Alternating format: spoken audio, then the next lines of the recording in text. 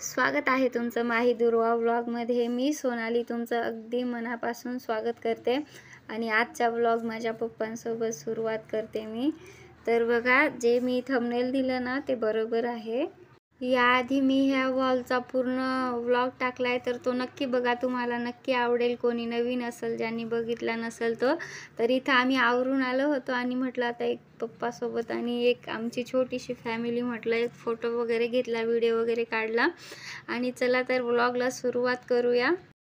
हो, हे खरं आहे जे तुम्ही थंबनेल बघितलं आहे ना, की दोन वेगळ्या कास्टमध्ये लग्न, अरेंज मॅरेज आहे। बघा, तुम्हाला वाटेल की लव्ह मॅरेज आहे, पण नाही, हे अरेंज मॅरेज आहे।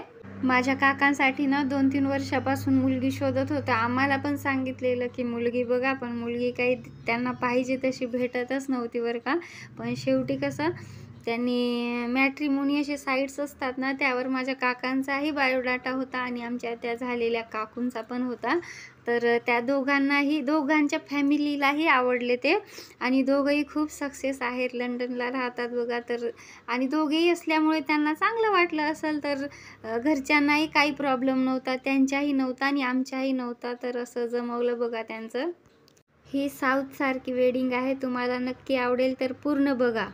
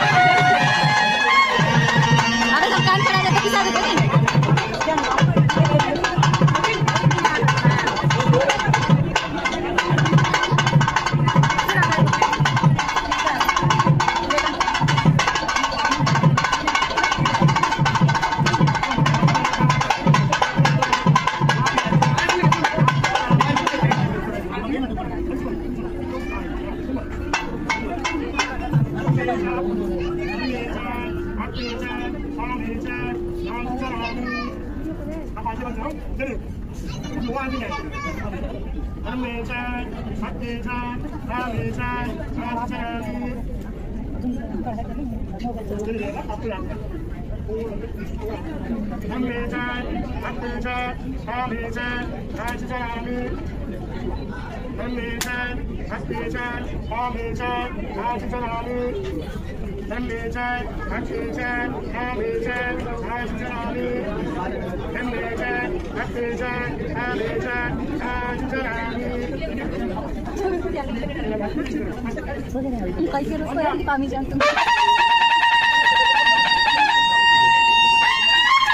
साऊथमध्ये ना तर आपल्यासारखं अक्षदा नाही टाकत बघा सगळे एक सोबत, तर इकडे असं लाईनमध्ये लागतात आणि एक एक असं कपल्स किंवा एक एक असं टाकून मग फोटो घेतात आणि पुढे जातात आशीर्वाद देऊन. त्यांच्याकडे असं आहे. मला तर समजलंच नाही कुठून सुरुवात झाली आणि कुठं संपलं, कारण की फर्स्ट टाईम आहे, आपण कधी बघितलंही नाही. पण एकदम स्मूथली लग्न झालं बघा, म्हणून हे सगळे लाईनमध्ये लागलेत. ही माही तिच्या नानी नानासोबत आहे आणि ज्यांचं लग्न झालंय ते सुद्धा माहीचे नानी नानाच आहेत. जेव्हा दोघंही सक्सेस असतात ना तेव्हा कास्ट वगैरे काही हे होत नसतं बघा. अरेंज मॅरेज आहे ही.